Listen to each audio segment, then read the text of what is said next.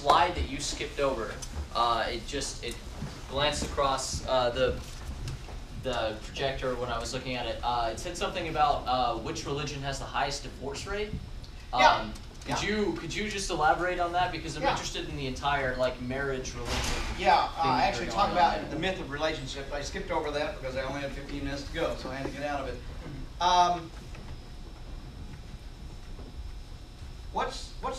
Here's a question, and if you can answer this: what's the most religious group in the United States and the least married? It's the same group, most religious and least married. Same group. Who is it? Mormon. African Americans. African Americans. Black women are the most religious and the least married. Now, isn't that interesting? If Jesus makes your marriage better, then what's going on with black women? Where is the highest divorce rate in the United States? Where is that generally located? In the South. The more religious states have the highest divorce rate. The more fundamentalist a person is, the more likely they are to be divorced. Where is the lowest divorce rate in the United States? What state has the lowest divorce rate and the highest number of self-reported atheists? Massachusetts. Massachusetts has the highest number of self-reported atheists and the lowest divorce rate in the nation. So, that shows us there's a myth about relationships. Jesus does not help you with your marriage. Jesus actually screws your marriage up. Because the more religious you are, the more probably sexually frustrated you're going to be in a whole lot of ways. I don't know if that was the question you wanted answered, but that's the one I answered. Yeah, that's Conrad?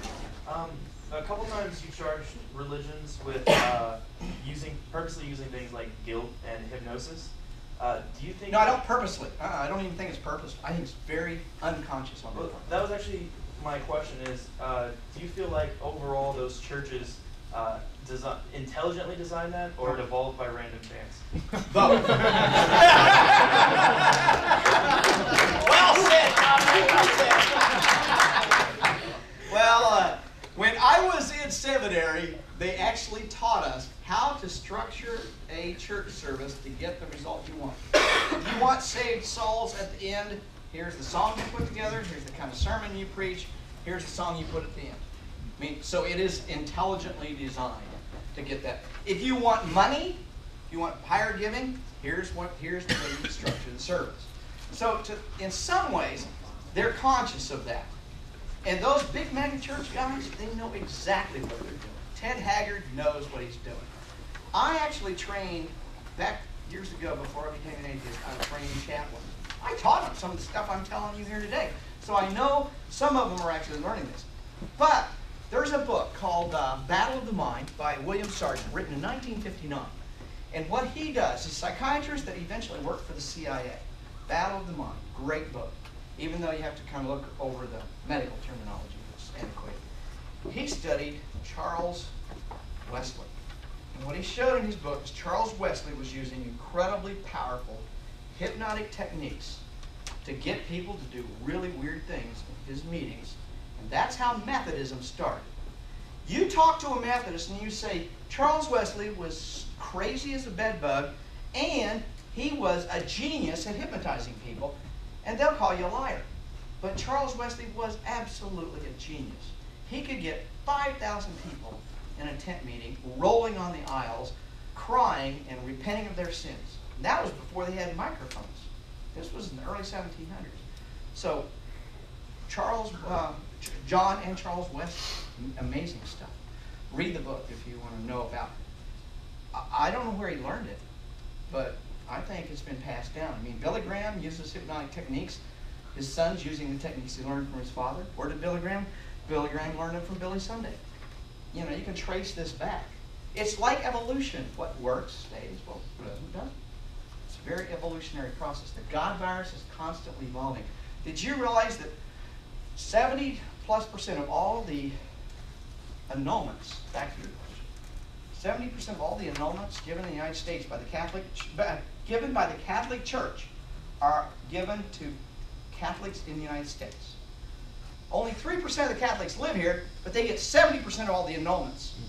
That's great evidence that the God virus, the Catholic God virus, is evolving. It has to. You couldn't excommunicate all those people, or you wouldn't have a church, and you certainly wouldn't have any money. So you had a question.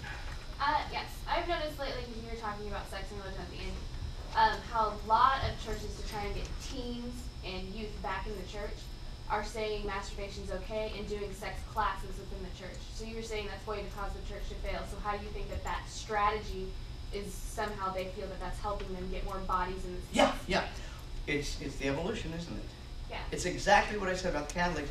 We see right now an evolution going on. Did you see that minister come out in Atlanta as a gay? Big megachurch minister came out this week as gay.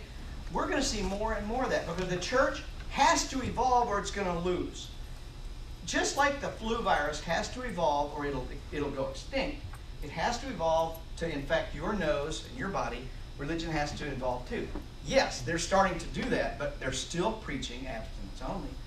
Remember, when they get you in the church, they get you in with a God loves you openness message. When they get you inside, that message changes rather rapidly.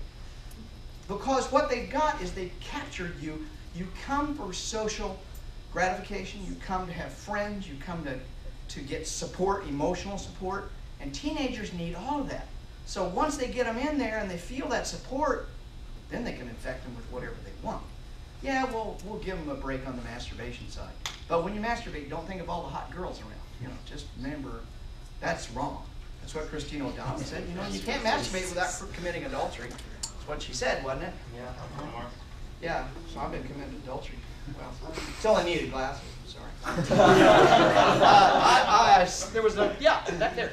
I was wondering, since you're saying that religions use sex to guilt trip in order to maintain control, is that why you think that there's not very many major religions that were like, I know a lot of the Greek religions, their entire practice revolved around sexual things, and Yeah. you don't see that around anymore today. Do you think that's because that wasn't successful? It was not successful.